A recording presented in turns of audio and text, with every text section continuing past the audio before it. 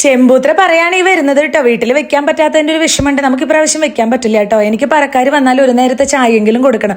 കാരണം എൻ്റെ അച്ഛൻ 28 വർഷം വെളിച്ചപ്പാടായിരുന്നു കേട്ടോ.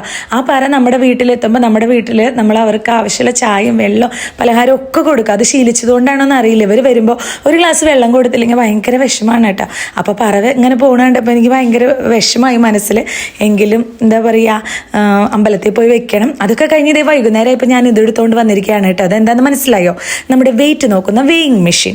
ഇതൊരെണ്ണം ഞാൻ ഓൺലൈനായി വാങ്ങിച്ചിട്ടുണ്ട് കേട്ടോ. അടിപൊളിയാണ്. നിങ്ങൾ എന്തായാലും വാങ്ങിച്ചു വെച്ചോളൂ. വെയിറ്റ് ഒക്കെ ചെക്ക് ചെയ്യാമല്ലോ നമുക്ക്.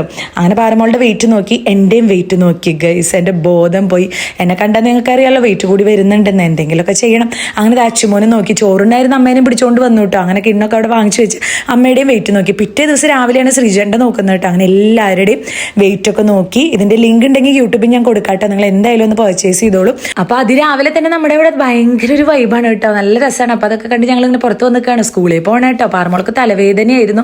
എങ്കിലും നീ അത് പറഞ്ഞിട്ടാണ് പോകുന്നത്. തലവേദന എടുക്കുന്നുണ്ടമ്മേ, കുറച്ച് നേരം കൂടി ഞാൻ കിടക്കട്ടെ എന്ന് പറഞ്ഞു പോവാണ്. അതൊക്കെ കഴിഞ്ഞ് എല്ലാം കഴിഞ്ഞ് സ്കൂളിൽ പോയി വന്നു ഗൈസ്. എന്നിട്ടുള്ള വീഡിയോ ആണ് കേട്ടോ ഇത്.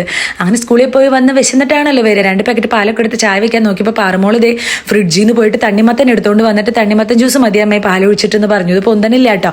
അങ്ങനെ അതൊക്കെ ഞാൻ വാങ്ങിച്ചതേ കട്ട് ചെയ്ത് കുനുകുന അരിഞ്ഞിട്ട് പഞ്ചസാരയും പാലും കൂടി ഒഴിച്ചാൽ നമ്മുടെ തണ്ണിമത്തങ്ങ ജ്യൂസ് റെഡി ആവും കേട്ടോ.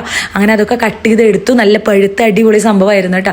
അതൊക്കെ എടുത്ത് ദേ ഇതുപോലെ അരിഞ്ഞെടുക്കണം. അങ്ങനെ കുനുകുന അരിഞ്ഞെടുത്ത് ഞാനൊരു പ്ലേറ്റിലല്ല ഒരു പാത്രത്തിലിട്ട് അതിലേക്ക് കുറച്ച് പഞ്ചസാര ഇട്ട് നമ്മുടെ തണുത്ത പാലും കൂടി അതിലേക്ക് ഒഴിച്ചു കൊടുത്തു കേട്ടോ. അപ്പം ഇനി കുറച്ച് പാല് ബാക്കിയുള്ളത് ഇതേ കാപ്പി ഉണ്ടാക്കാമെന്ന് വിചാരിച്ചു.